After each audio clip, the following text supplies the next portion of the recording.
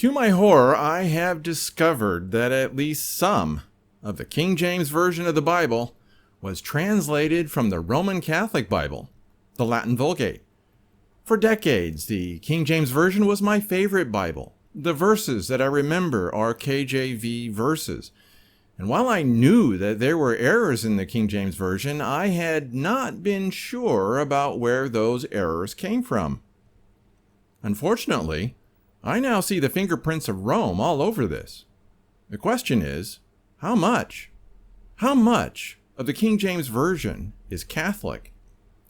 Since I don't know, I now have to be extra careful and double check every verse with the original language. And that's infuriating. And in other thoughts, I talk about China's genocidal intentions towards Taiwan and two important warnings from Martin Armstrong. Welcome to the Shockcast. I'm John Little, recording on a warm evening in southern Taiwan on Saturday, August 22nd, 2020. Before going on, hit like and subscribe and that little bell. That helps, really. Also, subscribe to the Shock Letter for free at theshockletter.com. Find my posts on Facebook and Twitter, and read my two books for free, When Jacob Returns and Ezekiel's Fire. You can find links for all of that below, and please keep praying for this ministry. I really need God's direction every day to say and write what needs to be said and written. Now, let's get back to today's topic. How much of the KJV is Catholic, and other thoughts? I got a nasty shock on Sunday, a big one that has shaken me more than just a little. But before I get into that, let me provide some background. As you know, I am outraged over how the King James Version corrupts the words of Jesus in Luke 21:36.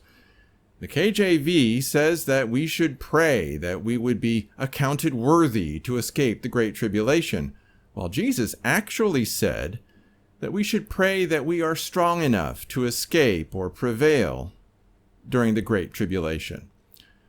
And I know the real words of Jesus because I looked at the original Greek that those words were recorded in. Unfortunately, many of our brothers and sisters do not understand the difference between the words of God and the King James Version. The KJV is a translation made by men who may not have been Christians.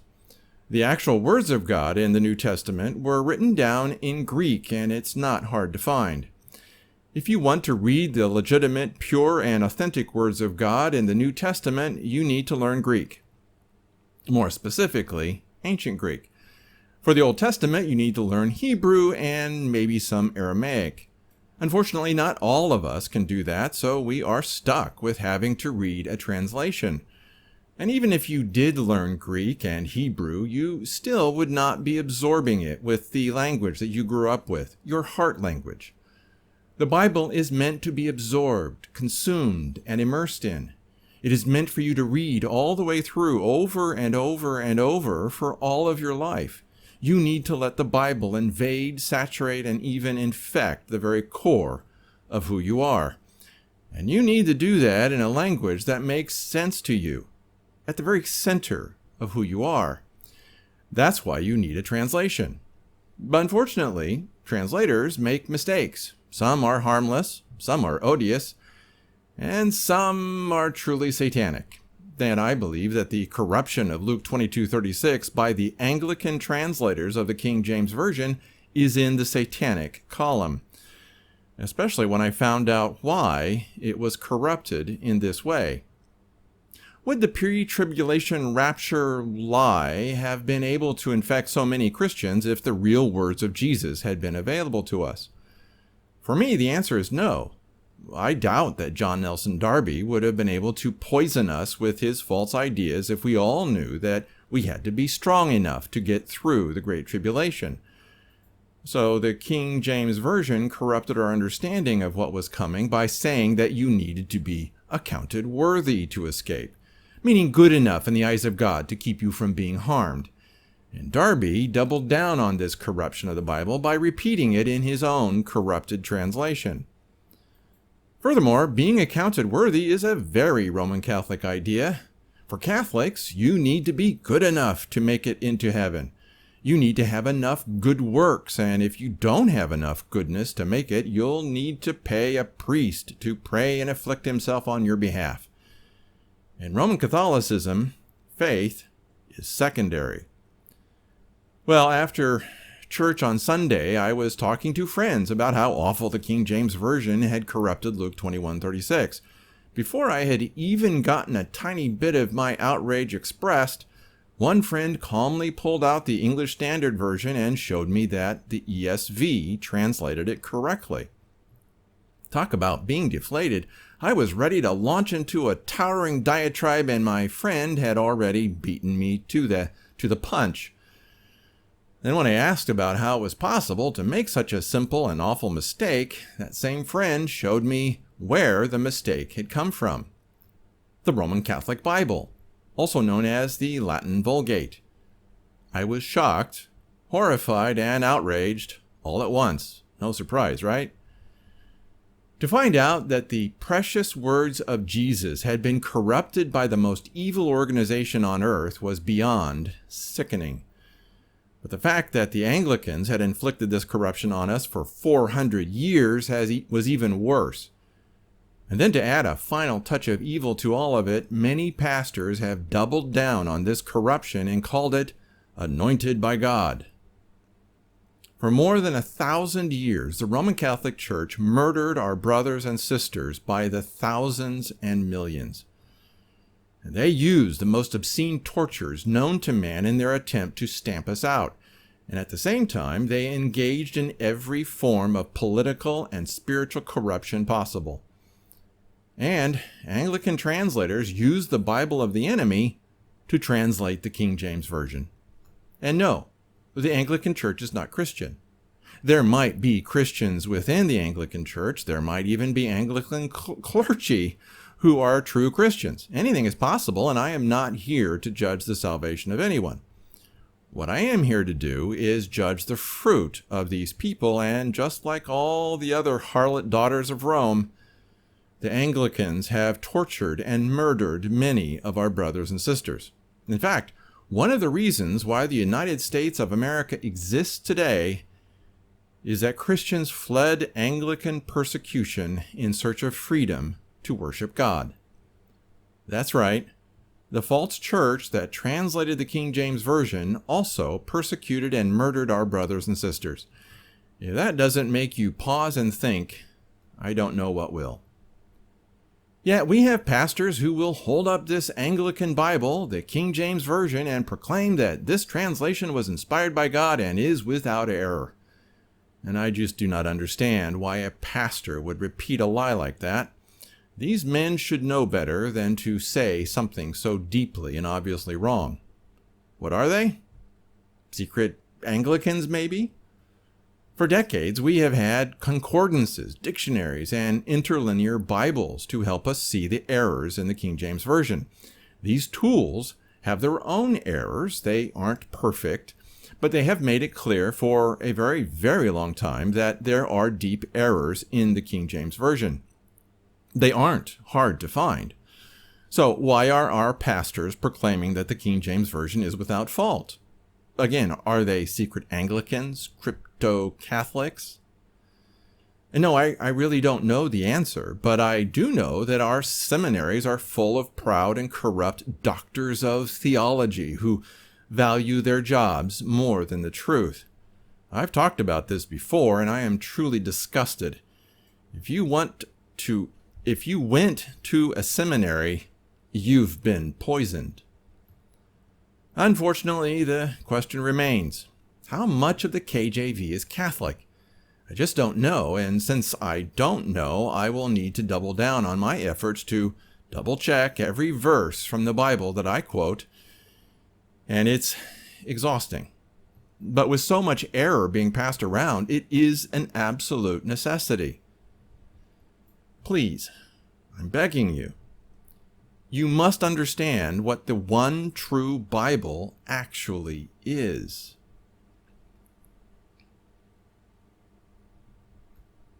Okay, so you get it that I'm upset and outraged over the translation errors in the Bible. I do that a lot because I hate lies and corruption and love the truth more than life itself. And all of that is why Omega Shock exists. You are in danger because you are being lied to, and you need to know that. But let's get back to corruption in Bible translation. Every translation seems to make errors. I am probably making errors myself, and as I am re-editing my book, When Jacob Returns, and double-checking what I wrote, I continue to find errors in Bible translations that I completely missed. And it's maddening. So, when I find an error, I am doing my very best to find a translation of the Bible that comes as close as possible to the original Greek and Hebrew. Again, remember that the Bible is the one given to us by God, written in Hebrew, Greek, and some Aramaic. For most of you, the Bible that you hold in your hand or in your smartphone is a translation. I truly hope that you understand the difference between the Bible and a translation of the Bible. It's important. The good thing is that the New English Translation, or NET, seems to have fewer errors than other translations. I'm surprised by this since I am very, very suspicious of modern translations. Unfortunately, the New English Translation still gets things wrong, and as we'll see later, they've got problems. Again, they also stick footnotes that actually corrupt the translations that they made. So the New English Translation gets good points for doing their best to be faithful to the Bible, but we subtract all those good points because they have awful footnotes that twist everything out of shape. Bummer. So as I was laying out the evidence for the first army of the Antichrist in my book, When Jacob Returns, I ran into this verse. Quote, "The army was given over, along with the daily sacrifice, in the course of his sinful rebellion. It hurled truth to the ground and enjoyed success." Close quote. Daniel 8:12, New English Translation. Since I have been hammering on the King James Version, here's what it says. Quote, "And a host was given him against the daily sacrifice by reason of transgression, and it cast down the truth to the ground, and it practiced and prospered." Close quote. Again, King James Version. Notice the key differences. Unfortunately, both verses are incorrect. In fact, there isn't a single English translation of the Bible that gets Daniel 8:12 right. And I'm wondering if this is an example of God telling Daniel to seal up the vision, as it says in Daniel 8:26, quote, "The vision of the evenings and mornings that was told to you is correct, but you should seal up the vision, for it refers to a time many days from now." Close quote. Again, Daniel 8:26, New English Translation. So Daniel 8 was always going to be a difficult chapter to translate. I'm not even sure that I'm able to translate Daniel 8:12 correctly myself. But there's one thing that I can do. I can actually give a word-for-word translation of that verse without inserting my own bias into it. Or at least, I think that I can. Anyway, here's my version. Quote, "And an army will be given on the daily sacrifice in transgression, and it will throw truth to the ground, and it did this and was successful." Close quote. Daniel 8:12, the John Little version. That is pretty much a literal translation of that verse. You can make your own attempt if you go to BibleHub.com, the interlinear section, and search for Daniel 8:12.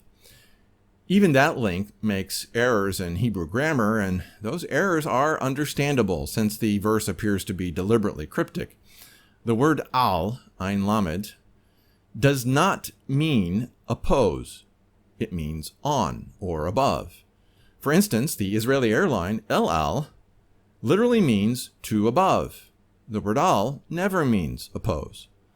Also, the word sacrifices is not in the original Hebrew. The word is hatamid, and it means the always, or the perpetual, or the continuous. But since that word is almost always associated with temple sacrifices, the translator gets a passing grade for using the word sacrifice. The big mistake comes when they try to translate bepesha, bet pe shin ein. That word literally means in transgression. The first letter, bet, is a prefix that means in. It never means for or because. This is a bad move for all of the translations that did that, and all of them pretty much did. It's as if they forgot their Hebrew and didn't know that bet does not mean in the course of or by reason of. That might be a reasonable interpretation, but that's not what the Bible says. Bible translators should translate the Bible and not interpret it. Interpretation should be the job of the reader with the help and aid of the Holy Spirit. However, because this passage is deliberately cryptic, I can understand a little of the challenge in translating this verse. And one of the cryptic elements is the question about who is in transgression. Are the daily sacrifices in transgression? Is the army or the host in transgression? Is the Antichrist in transgression? Is it all three? I actually think that it's all three, but it appears, at a minimum, that the sacrifices are in transgression. Interesting thought, no? Whatever the case, it is unusual for the Hebrew grammar to be this unclear, and I find that to be very interesting. By the way, here is a link to a comparison of 52 different English translations of Daniel 8:12, and you can find it below, but it's on BibleGateway.com.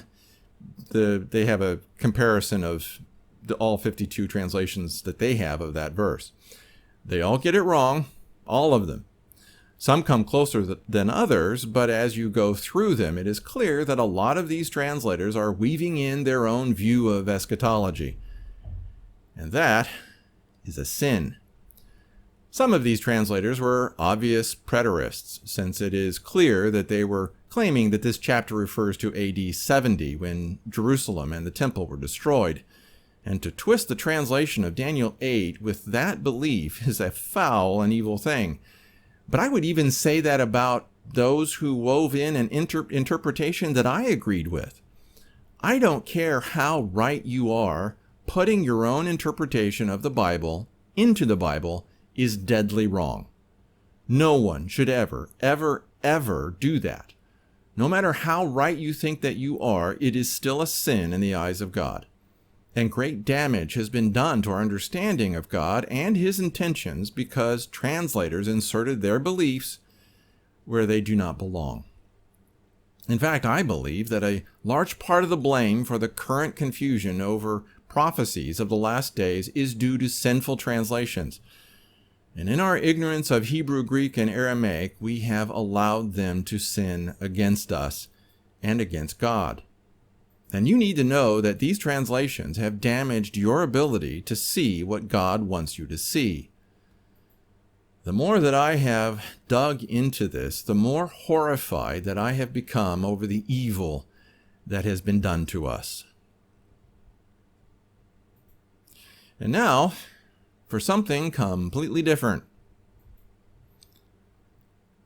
I love Taiwan. I have lived here for 10 years, and it's a beautiful place that is full of beautiful people, along with some morons, but that's true everywhere. And you can see the beauty of this island just by watching the following video.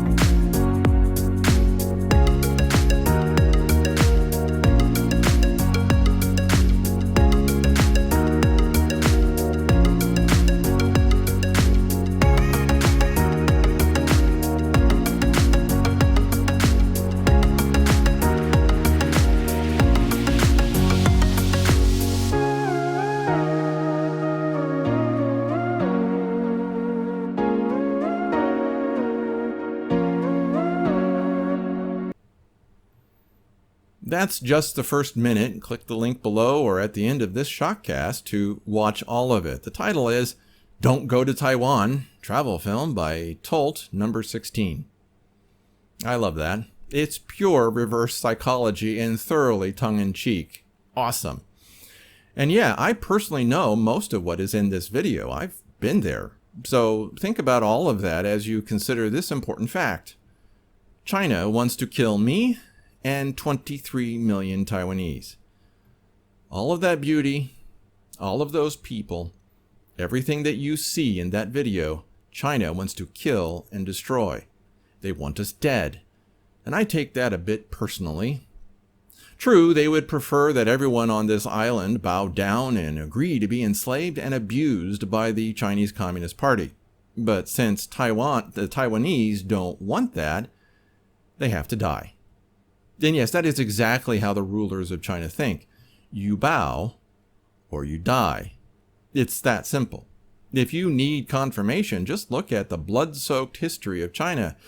In one sense, the Chinese Communist Party, or CCP, is just like every other Chinese dynasty in Chinese history, by killing everyone and their families and their neighbors if they did not agree to being slaves. Every dynasty in China did this to its own people. Every single one.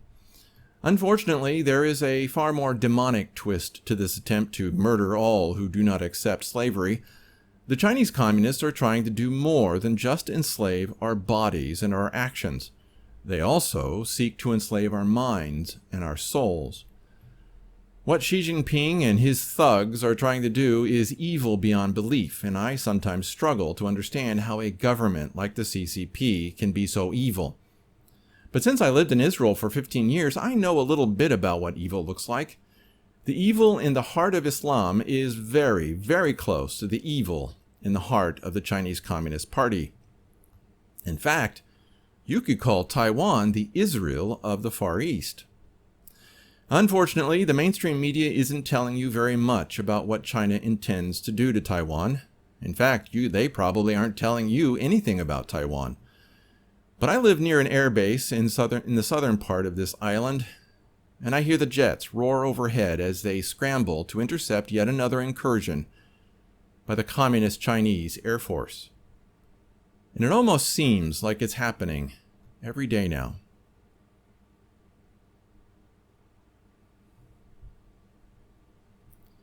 And then I came across two warnings from Martin Armstrong that you need to pay attention to. They are both connected to the U.S. election, and they come from these two posts at Armstrong Economics. Podesta and military coup, ? And migration patterns and risks behind the U.S. election.